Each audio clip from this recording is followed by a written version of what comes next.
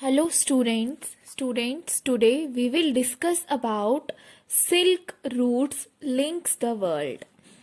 इस लेक्चर में हम देखेंगे कि जो कनेक्टिविटी डेवलप हो रही थी प्री मॉडर्न वर्ल्ड में, मॉडर्नाइजेशन से पहले, जो मॉडर्न वर्ल्ड आज हम देखते हैं उससे पहले जो कनेक्टिविटी, उससे पहले जो ग्लोबलाइजेशन हुआ था वो कैसे पॉसिबल हो पाया था। जैसे आज अगर मैं कहूँ कि आपको दिल्ली से बॉम्बे जाना है, आप दिल्ली से बॉम्बे जाना है आपको, तो आप पैदल तो जाओगे नहीं, आप कुछ तो कनेक्टिविटी होनी चाहिए। तो उसी तरह से पहले जो कनेक्टिविटी डेवलप हुई थी, कुछ रूट्स तो होने चाहिए, कुछ मीन्स ऑफ ट्रांसपोर्टेशन तो होना चाहिए। तो हम रूट के पर्सपेक्टिव से देखेंगे। तो silk routes links the world. अब सिल्क रूट है क्या? Silk route is a network of various roots.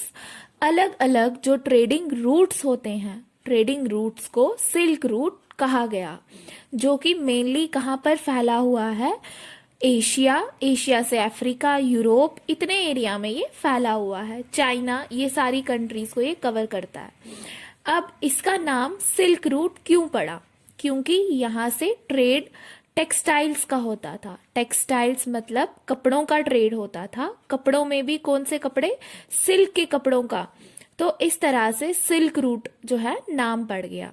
Silk route is an example of vibrant pre modern trade and cultural links. मतलब प्री मॉडर्न टाइम पीरियड जो था, तब जिस प्रकार से ट्रेड होता था, जिस तरह से हमारे कल्चर लिंक्स डेवलप हुए थे, तो उस चीज का क्लासिकल एग्जाम्पल है सिल्क रूट्स। क्यों? क्योंकि जितनी भी कनेक्टिविटी डेवलप हुई थी प्री मॉडर्न पीरियड में, तो वहां पर सिल्क रूट का बहुत इंपॉर्टेंट रोल था। जो भी हुआ सिल्क रूट की मदद से हुआ। इस सेंस में अगर देखा जाए तो सिल्क रूट बहुत इंपॉर्टेंट है। हिस्टोरियंस ने क्या किया?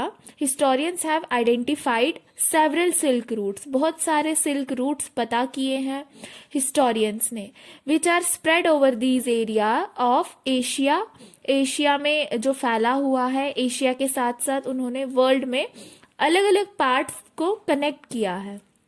तो ये जो सिल्क रूट्स हैं बहुत सारे बाय लैंड भी हैं, सी टू लैंड भी हैं। तो नॉर्दर्न अफ्रीका, एशिया, यूरोप, तो ये इतना पार्ट जो है which is connected by land, जमीन से जुड़ा हुआ है। तो इसने कनेक्ट करके रखा हुआ है सारे एरियाज को। ये जो रीजन है, इस रीजन में बहुत सारी सिविलाइजेशंस भी हुई हैं, जैसे Indus valley civilization, Chinese civilization है, मेसोपोटामियन सिविलाइजेशन है, इजिप्शियन सिविलाइजेशन है। ये नॉर्दर्न अफ्रीका, एशिया, यूरोप, इन्हीं एरियाज में है। तो एंशियंट टाइम से सिविलाइजेशंस कनेक्टेड है किसके थ्रू? सिल्क रूट के थ्रू। तो उस सेंस में सिल्क रूट क्या है? प्री मॉडर्न टाइम पीरियड में ग्लोबलाइजेशन जो था उसकी लाइफ लाइन जो है वो एक तरह से कौन है? Silk route. अब सिल्क रूट कब एग्जिस्ट करता था? Existed before the Christian era to 15th century. Christian era क्या है? जीसस क्रिस्ट का जब जन्म हुआ उसके बाद से जो टाइम पीरियड चला उसे क्रिश्चियन एरा कहते हैं। तो सिल्क रूट एग्जिस्ट करता था क्रिश्चियन एरा के पहले से, और कब तक एग्जिस्ट करा? 15th सेंचुरी तक। फिर उसके बाद ये सिल्क रूट कहाँ गया? रूट कहीं नहीं गया। रूट आज भी है, आज भी वहां पे रूट, सिल्क रूट जो है प्रेजेंट है। लेकिन उस रूट का जो ये जो रूट्स थे ये डिक्लाइन हो गए। क्यों? क्योंकि बहुत सारे कारण थे। रूट्स तो थे लेकिन लोगों ने फिर इनका इस्तेमाल करना बंद कर दिया था।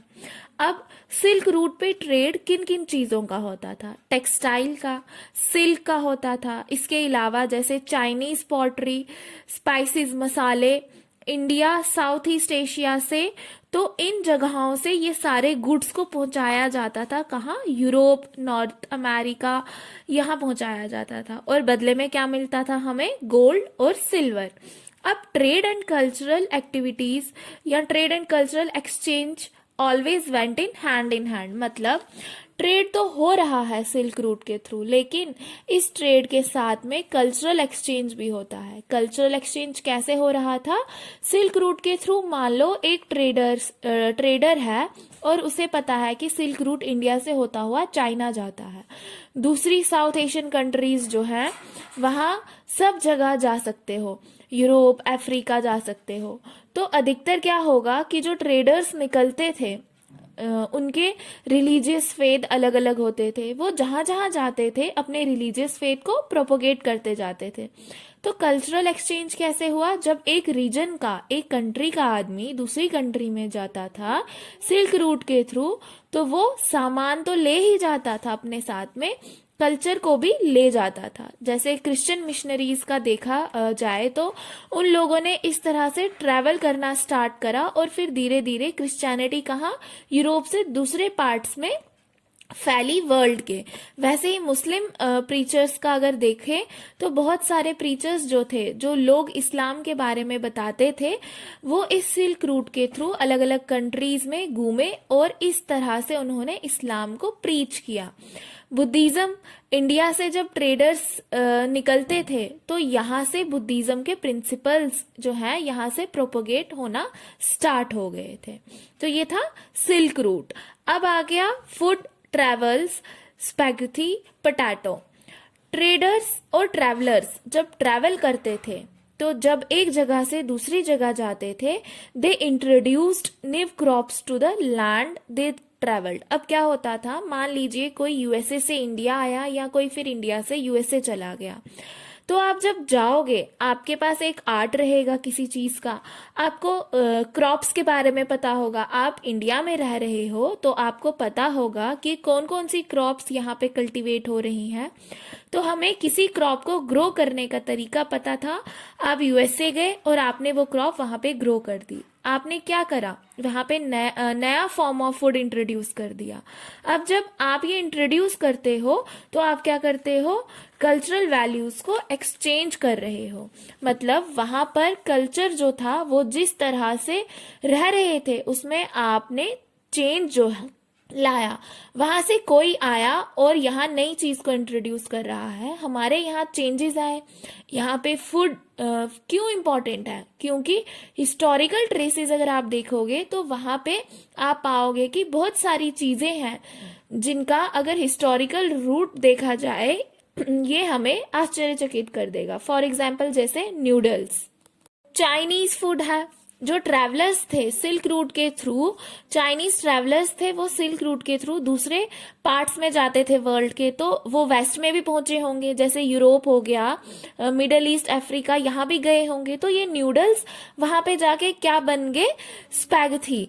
स्पैगेटी क्या है, जैसे न्यूडल्स होते हैं वैसे ही होती है बट थोड़ा थिक होती है। तो सेम खाना है, बस नाम बदल दिया गया। जैसे आज हम पास्ता को इटालियन फूड के नाम से जानते हैं, लेकिन जो पास्ता है वो वहां का नेटिव फूड नहीं था। अरब के आसपास जितने भी ट्रेडर्स थे, जो आज मिडल ईस्ट है, वहां के रूलर्स के लिए वो नेटिव फूड था। तो जो अरब ट्रेडर्स थे, अरब ट्रेडर्स कहाँ गए, इटली में गए। इटली का जो पार्ट है सिसिली आइलैंड था, वहां पर जाते थे और वहां पे उन्होंने 5th सेंचुरी में इंट्रोड्यूस किया पास्ता। अब हम देखते हैं किसका एग्जाम्पल, क्रिस्टोफर कोलंबस का। क्रिस्टोफर कोलंबस कौन थे? क्रिस्टोफर कोलंबस जो थे वो अमेरिका की डिस्कवरी उन्होंने की थी। एक समय था जब लोग एक्सपीडिशंस पे निकल पड़े थे कि लोग क्या कर रहे थे, समुद्री रास्तों के थ्रू एक नई जगह ढूंढने निकल जाते थे। तो क्रिस्टोफर कोलंबस इंडिया की डिस्कवरी करने निकले थे, लेकिन यहाँ वो कहाँ पहुंच गए, अमेरिका पहुंच जाते हैं। अब अमेरिकाज यहाँ क्यों बोला गया है, क्योंकि यहाँ पे साउथ अमेरिका, नॉर्थ अमेरिका दोनों की बात की गई है। नॉर्थ अमेरिका स्पेसिफिकली आज यूएसए हो गया है और साउथ अमेरिका एक अलग कॉन्टिनेंट हो गया है। तो उन्होंने पूरा का पूरा कॉन्टिनेंट एक तरह से जो वर्जिन लैंड था, उस जिसको अभी तक किसी ने डिस्कवर नहीं किया था, वो उन्होंने ढूंढा। क्रिस्टोफर कोलंबस ने जब अमेरिका ढूंढा तो वहां पे जो नेटिव्स थे अमेरिका के, उनके पास एक आर्ट था, उनके पास नॉलेज था कि पोटैटो कैसे ग्रो किया जाता है, सोया, ग्राउंडनट, मेज, टमाटोज, चिली, स्वीट पोटैटोज। तो ये सारी चीजों को ग्रो करने का आर्ट था, कल्टीवेट कम्युनिकेट करने का नॉलेज था। वहां के नेटिव्स के पास जो अमेरिका के नेटिव्स थे उनके पास। जब क्रिस्टोफर कोलंबस ने अमेरिका को डिस्कवर किया उससे पहले हमें इन क्रॉप्स के बारे में पता नहीं था। तो बहुत सारे वेजिटेबल्स की डिस्कवरी यूएसए में की गई थी। तो एशिया और यूरोप में ये क्रॉप्स बाद में आई हैं। तो यहाँ पर सिर्फ फूड का एक्सचेंज नहीं हो रहा था, यहाँ पर लॉन्ग डिस्टेंस कल्चरल एक्सचेंज का एग्जाम्पल बताया जा रहा है कि ऐसा नहीं है कि ग्लोबलाइजेशन आज के समय में ही पॉसिबल है, पुराने समय में भी ग्लोबलाइजेशन हो रहा था। जो लोग हैं वो अपने फूडिंग हैबिट्स के साथ जो है फूडिंग हैबिट्स के हिसाब से एक कल्चर से दूसरे कल्चर को कनेक्ट कर रहे थे, इन्फ्लुएंस कर रहे थे। तो ये प्री मॉडर्न टाइम में लॉन्ग डिस्टेंस कल्चरल एक्सचेंज का एक क्लासिकल एग्जाम्पल है। क्रॉप्स क्या करते हैं, जो डिफरेंस है वो क्रिएट करते हैं लाइफ और डेथ में। कैसे? कहीं कहीं पे कुछ क्रॉप्स के आने से सिचुएशन सुधर भी जाती है, कहीं कहीं पे बिगड़ भी जाती है। उसका एग्जाम्पल है पोटैटो। जब क्रिस्टोफर कोलंबस ने डिस्कवर किया पोटैटो, फिर वो पोटैटो यूरोप में लेके आ गए, यूरोप में भी कल्टीवेशन स्टार्ट हो गया। तो इसमें सफिशिएंट प्रोटीन है, सारी चीजें हैं और सस्ता भी होता था, इजीली कल्टीवेट हो जाता था और बहुत ज्यादा कल्टीवेट हो जाता था। तो जब इस प्रकार से पोटैटो को इंट्रोड्यूस किया क्रिस्टोफर कोलंबस ने यूरोप में, तो इससे क्या हुआ कि यूरोप के जो खास तौर पर जो गरीब थे, जो अच्छा नहीं खा पाते थे, तो जब लोग अच्छा नहीं खा पाते थे तो लाइफ ज्यादा लंबी नहीं हो पाती थी, लोगों की बहुत जल्दी डेथ हो जाती थी, हेल्दी नहीं रह पाते थे। जब पोटैटोज को इंट्रोड्यूस किया गया यूरोप में, जो कि सस्ता था, इजीली कल्टीवेट हो जाता था और इसमें प्रोटीन और न्यूट्रिशन अप्रोप्रिएट था, तो यूरोप के जो अधिकतर गरीब थे वो अब अच्छा खाने लगे और लंबे समय तक उनका जीवन चलता रहा। लेकिन क्या होता है कि आयरलैंड में 1840s के आसपास पोटैटो फेमाइन आती है, मतलब सारे पोटैटो खराब हो जाते हैं। तो पोटैटो फेमाइन के कारण वहां पोटैटोज की कल्टीवेशन नहीं हो पा रही थी और इसके कारण वहां हजारों लाखों लोगों की डेथ हो गई थी भुखमरी के कारण। लोगों की डिपेंडेंसी बहुत ज्यादा हो गई थी पोटैटोज पे, पोटैटो कल्टीवेशन नहीं हो पा रहा था, तो लोग वहां कैसे जी पाते? तो क्रॉप्स के कारण चीजें इन्फ्लुएंस हो रही थी। उसके बाद conquest, disease and trade with the discovery of sea route, European sailors sail to different parts of the world. Sea routes की डिस्कवरी कैसे हुई? जैसे कोलंबस इंडिया ढूंढने निकले थे और वो पहुंच गए अमेरिका, वैसे ही वास्को डी गामा ने इंडिया की डिस्कवरी की। तो ऐसे ही सी रूट्स को डिस्कवर किया अलग अलग ट्रैवलर्स ने, अलग अलग एक्सप्लोरर्स ने। जब अलग अलग तरह के सी रूट्स को डिस्कवर किया तो अधिकतर यूरोपियन सेलर्स जिन्होंने सी रूट्स की डिस्कवरी की, तो आपकी बुक में लिखा गया है कि the pre modern world shank. तो मॉडर्नाइजेशन अभी हुई नहीं थी, लेकिन सी रूट्स की डिस्कवरी हुई। तो ये जो स्टेटमेंट है कि ये कंफ्यूज करता है कि the pre modern world shank, मतलब मॉडर्न वर्ल्ड छोटा हो जाना। तो वर्ल्ड छोटा नहीं हुआ था, इसका मतलब क्या है कि पहले क्या था, अमेरिका है, इंडिया है, तो इम्पॉसिबल लगता था कि कैसे जाएंगे, इतना बड़ा समुंदर है बीच में। सी रूट्स की डिस्कवरी अब हो गई थी, तो आप जो डिस्टेंस को छोटा कर दिया था उसने। जैसे अगर प्रेजेंट टाइम में देखें, आप वर्ल्ड में कहीं भी जा रहे हो, अगर आपको कहीं भी पहुंचना है तो 24 आवर्स आर सफिशिएंट, 24 आवर्स में आप कहीं भी पहुंच सकते हो। तो वही चीज यहाँ पे हो रही है कि जैसे जैसे सी रूट्स डेवलप हुए, डिस्कवरी की गई, तो यूरोपियन सेलर्स ने जब अलग अलग पार्ट्स में जाना स्टार्ट किया, तो in this sense pre modern world shank. अब आपस में सारी चीजें जुड़ गई। अब इंडिया में कैसे कनेक्टिविटी डेवलप हुई? लोगों को ये पता था कि एक टाइम पीरियड था जिसमें एंशियंट पीरियड में इंडिया के साथ ट्रेड होता था। तो इंडिया में बहुत सारी वेल्थ है, इंडिया में एक अलग कल्चर है। तो अधिकतर ये जो यूरोपियन सेलर्स थे, ये ट्रेड के पर्पस से समुद्री रास्तों के थ्रू इंडिया ढूंढते हैं और इंडियन ओशन में उन्होंने एक नेटवर्क बना लिया ट्रेड रूट का। तो उससे क्या हुआ, ट्रेड और ज्यादा ट्रेड को बढ़ावा मिला। लोगों को ये जिज्ञासा जागी कि इंडिया के साथ ट्रेड करेंगे। वैसे ही अगर अमेरिका का देखा जाए तो before the discovery of America क्या सीन था कि जब क्रिस्टोफर कोलंबस ने अमेरिका को डिस्कवर नहीं किया था तो उससे पहले तक अमेरिका क्या था, कुछ भी नहीं था, एक वर्जिन लैंड था जहां पे अभी तक कोई नहीं गया था। लेकिन यहाँ पर वास्ट अपॉर्चुनिटीज थी। जब कोलंबस ने वहां देखा पहुंचने के बाद कि वहां का क्लाइमेट, वहां की जमीन, वहां का मिनरल्स, क्रॉप्स, बहुत ज्यादा मतलब वहां अपॉर्चुनिटीज देखी कि यहाँ पे तो कितनी ज्यादा क्रॉप्स ग्रो की जा सकती है, इतने सारे मिनरल्स हैं। जब कोलंबस ने अमेरिका को डिस्कवर किया तो अमेरिका की डिस्कवरी करने के बाद यूरोप में ये बात फैल गई कि एक सिटी है, मतलब एक पूरा का पूरा लैंड मास मिला है हमारे वेस्ट में जो अमेरिकाज है, उसमें बहुत ज्यादा मिनरल्स हैं, बहुत अच्छी जमीन है, मिनरल्स में लोगों को मतलब एक फेबल्ड सिटी, ख्याली एक तरह से, जो एक्चुअल में एक तरह से एग्जिस्ट ही नहीं करती, टेल्स में है। तो लोगों को पता चला कि वो जो एक नई लैंड की डिस्कवरी हुई है वहां पे क्या है, एक फेबल्ड सिटी है, फेबल्ड सिटी ऑफ गोल्ड। वहां पे पूरा एक गोल्ड से बना हुआ सिटी है जिसका नाम क्या है, एल डार्डो।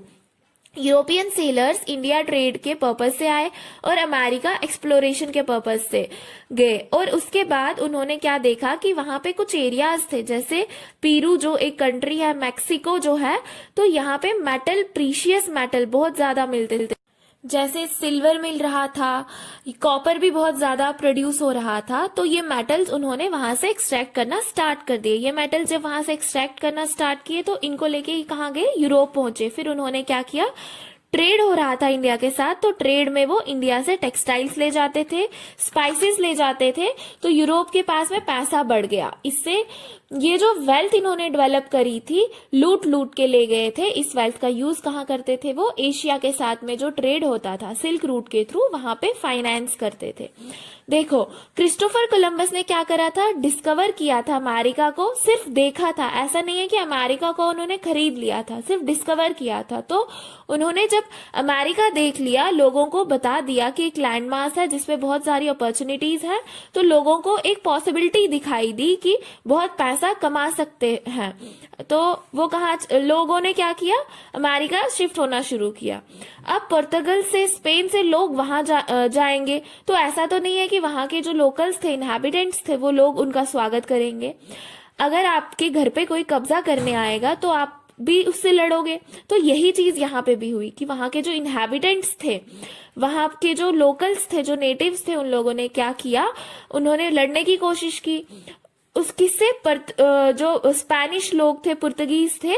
क्यों? क्योंकि वो उसको कोलोनाइज करने की कोशिश कर रहे थे। तो वहां हुआ क्या, पुर्तगीज और स्पेनिश ने उन्हें हरा दिया और अमेरिका को अपनी कॉलोनी बना दिया। जैसे इंडिया को किसने कॉलोनी बनाया था, ब्रिटेन ने, ब्रिटिशर्स ने। तो ये हुआ कैसे, ये कैसे हो पाया? अब जब लड़ने गए स्पेनिश और पुर्तगीज, तो हथियार तो लेके जाएंगे, हथियार जो वो अपने साथ लेके जाएंगे वो ज्यादा डेवलप होंगे एज कम्पेयर टू अमेरिकन, जहाँ के जो वहां के लोकल नेटिव्स थे, इनहैबिटेंट्स थे, उनके पास इतने अच्छे हथियार नहीं होंगे।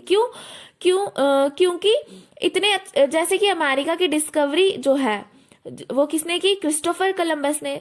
तो एक लंबे समय तक अमेरिका रेस्ट ऑफ हो गया था, वर्ल्ड से डिस्कनेक्टेड हो गया था, वहां पे कोई डेवलपमेंट नहीं हुई थी, टेक्नोलॉजी डेवलपमेंट वहां कोई नहीं हुई थी। अब तो जो पुर्तगीज थे या स्पेनिश के द्वारा ये जो लड़ाई लड़ी गई, जो कॉन्क्वेस्ट किया गया था, तो वेपन्स के दम पर ही लड़ाई नहीं जीती गई थी। तो जो पुर्तगीज और स्पेनिश ने लड़ाई जीती, उसमें पूरा साथ किसने दिया, उनका जर्म्स ने। जैसे स्मॉल पॉक्स, यूरोप में स्मॉल पॉक्स पहले से ही हो रहा था, तो यूरोपियन का इम्यून सिस्टम पहले से ही डेवलप था। जैसे जो पुर्तगीज और स्पेनिश लोग थे, इन लोगों को स्मॉल पॉक्स होता था तो ये ठीक भी हो जाते थे, इम्यून सिस्टम डेवलप हो चुका था। लेकिन अमेरिका लंबे समय तक आइसोलेटेड रहा, तो आइसोलेशन के कारण अमेरिका के जो नेटिव्स थे उनका इम्यून सिस्टम इतना डेवलप्ड नहीं हुआ था। तो स्मॉल पॉक्स जैसी बीमारी से, स्मॉल पॉक्स के जर्म से ये लड़ नहीं सके। तो अमेरिका में ज्यादा लोग किस चक्कर में मर गए, जर्म्स के चक्कर में। तो स्मॉल पॉक्स जो भी था वो बहुत डेडली किलर के रूप में प्रूव हुई, जिसमें यूरोपियंस ने अमेरिका के ऊपर विक्ट्री हासिल की। यूरोपियंस लड़ने लड़ने जा रहे थे तो इतनी स्पीड से यूरोपियंस से पहले क्या पहुंच गया वहां, स्मॉल पॉक्स पहुंच गया। बीमारी तो फैलते जा रही थी, तो इससे पहले ये लड़ने पहुंचते उससे पहले ही लोग जो है वो वहां उन्हें मरे हुए मिल रहे थे, क्योंकि स्मॉल पॉक्स के चलते लार्ज स्केल पे लोगों की डेथ हो गई थी। और इनके जो एनिमीज जो थे, पुर्तगीज और स्पेनिश के एनिमीज जो वहां के लोकल नेटिव्स थे, वो पहले ही खत्म होते चले गए। इसके चलते यूरोपियंस को आसानी से जीत मिल गई और उन्होंने कॉन्केस्ट किया अमेरिका पे और वहां अमेरिका को अपनी कॉलोनी बना लिया। तो उस समय अब ऐसी कंडीशन हो गई थी कि यूरोप में अब पॉवर्टी और हंगर बहुत ज्यादा बढ़ रहा था, क्योंकि यहाँ पे गरीबी थी। कारण क्या थे? सबसे बड़ा कारण था पॉपुलेशन। अब पॉपुलेशन बढ़ेगी तो कंपटीशन बढ़ेगा, लोगों को सरवाइव करने के लिए और ज्यादा परेशानियों का सामना करना पड़ेगा। तो पॉपुलेशन जैसे जैसे बढ़ती चली गई तो हंगर और पॉवर्टी भी बढ़ती चली गई यूरोप और वहां की अलग अलग कंट्रीज में। दूसरी चीज थी डिजीजेस फैल रही थी। बढ़ती पॉपुलेशन ही डिजीजेस का कारण है। पुअर हेल्थ फैसिलिटीज होंगी, बीमारियां और तेजी से फैलने लगी थी। फिर कॉन्फ्लिक्ट्स अमंग रिलीजन के बीच कॉन्फ्लिक्ट्स बढ़ते जा रहे थे। अब रिलीजन के बीच कॉन्फ्लिक्ट कैसे बढ़ते चले जा रहे थे? उस समय बहुत सारे लोगों को रिलीजियस डिसेंस्टर्स की तरह देखा जाता था। रिलीजियस डिसेंस्टर्स क्या होगा? One who disagree with the popular religious beliefs. कुछ लोग थे जो उस समय पे इस्टेब्लिश रिलीजन्स के जो बिलीफ थे उनसे डिसएग्री करते थे। रिलीजन के पास पावर होती थी तो वो क्या करते थे? ऐसे लोगों को पकड़ के एग्जीक्यूट करते थे। अब ऐसे लोगों को डर बना रहता था कि पता नहीं कब हम पकड़े जाए और हमें सजा जो है वो सुना दे। तो अधिकतर क्या होता था कि इन सारे कारणों से लोग परेशान थे। अब ये क्या चाहते थे कि अब यूरोप छोड़ के जो है वहां से कहीं और चले जाए, क्योंकि यहाँ इन्हें बहुत सारी समस्याओं का सामना करना पड़ रहा था। तो जब बाकी जगहों को डिस्कवर किया गया तो उन्हें लगा कि वहां पर कितनी अपॉर्चुनिटीज रहती है, लैंड रिसोर्सेज कितनी ज्यादा है, बहुत खेती करेंगे, मिनरल्स इजीली अवेलेबल होंगे। तो इन सारी चीजों से अट्रैक्ट किया लोगों को दूसरी कंट्रीज की तरफ। तो इसके चलते many of the people migrated to America from Europe. तो लोग वहां पे प्लांटेशन फार्मिंग, माइनिंग्स वगैरह में एंगेज हो गए। तो कॉटन ग्रो करते थे, शुगर केन ग्रो करते थे और उससे शुगर बनाते थे। तो इस तरह से लोगों ने अपने आप को एंगेज कर लिया फार्मिंग सेक्टर में, माइनिंग सेक्टर में। अब एक और चीज थी, लोग खुद काम नहीं करते थे, लोग स्लेव्स को लेकर जाते थे और स्लेव्स काम करते थे। अब ये जो प्रोडक्ट्स प्रोड्यूस होते थे, जैसे कॉटन प्रोड्यूस होता था, शुगर प्रोड्यूस होता था, तो इन सारे प्रोडक्ट्स का ट्रेड किया जाता था। सारे प्रोडक्ट्स यूरोपियन मार्केट में बेच दिया जाता था इनको। तो उस समय पैरेलल अगर देखा जाए कि वर्ल्ड में क्या चल रहा था, तो चाइना और इंडिया दो ऐसी कंट्रीज थी उस समय जो बहुत ज्यादा नामी कंट्रीज थी, पैसे के मामले में बहुत ज्यादा अमीर थी। इंडिया से भी बहुत ज्यादा ट्रेड होता था, चाइना से भी ज्यादा ट्रेड होता था। तो इस सेंस में ये बहुत अमीर थे। जब लोग यूरोप से अमेरिका में माइग्रेट होने लगे, वहां पे उन्होंने प्लांटेशन और माइनिंग ये सारी चीजें स्टार्ट की, तो ट्रेड बढ़ेगा वहां पे। अब अमेरिका से ट्रेड बढ़ गया जब, तो rising of America and emerging of Europe as the centre of the world trade. Europe centre कैसे बन गया वर्ल्ड ट्रेड का? क्योंकि अमेरिका से सारे प्रोडक्ट्स कहाँ पर बिक रहे थे? Products were being sold in the European market. Products जो है अमेरिका में प्रोडक्शन हो रही थी और यूरोप में बिक रहे थे, यूरोप से पूरे वर्ल्ड में बिक रहे थे। इसके चलते अभी जो पैरेलल पावर्स थी इंडिया और चाइना, इनके बराबर में एक और पैरेलल पावर खड़ी हो गई, अमेरिका। यूरोप ये कॉन्टिनेंट्स जो थे, अब ये कॉन्टिनेंट जब पैरेलल पावर में खड़े हुए तो इसके चलते इनकी डोमिनेशन जो है वर्ल्ड पॉलिटिक्स में, वर्ल्ड ट्रेड में, वो बढ़ती जा रही थी। और इंडिया और चाइना जो है ये स्टैग्नेंट हो गए और नीचे चले गए। क्यों? चाइना तो आइसोलेशन की पॉलिसी में चला गया, मतलब जितना ट्रेड पहले चाइना सिल्क रूट के थ्रू करता था प्री मॉडर्न वर्ल्ड में, अब उसने अपने आप को उतना रिस्ट्रिक्ट करना शुरू किया। Stops its oversea trades. और इंडिया की अगर बात करें, अभी तक बहुत पैसा था, लेकिन अब क्या है, जब ब्रिटिशर्स आ गए, कॉलोनियल पावर आ गई, तो कॉलोनिज्म के चलते इंडिया से ही पैसा लूट के जा रहे थे। जैसे ब्रिटिशर्स आए, ब्रिटिशर्स ने हमारे ऊपर कैप्चर कर लिया, हमारे यहाँ से ड्रेन ऑफ वेल्थ हो रहा था, पैसा लूट के जा रहे थे। कहाँ पे जा रहे थे? पूरा यूरोप लेकर जा रहे थे। तो ये था कि किस तरह से colonial conquest disease trade shape दे रहा था वर्ल्ड को।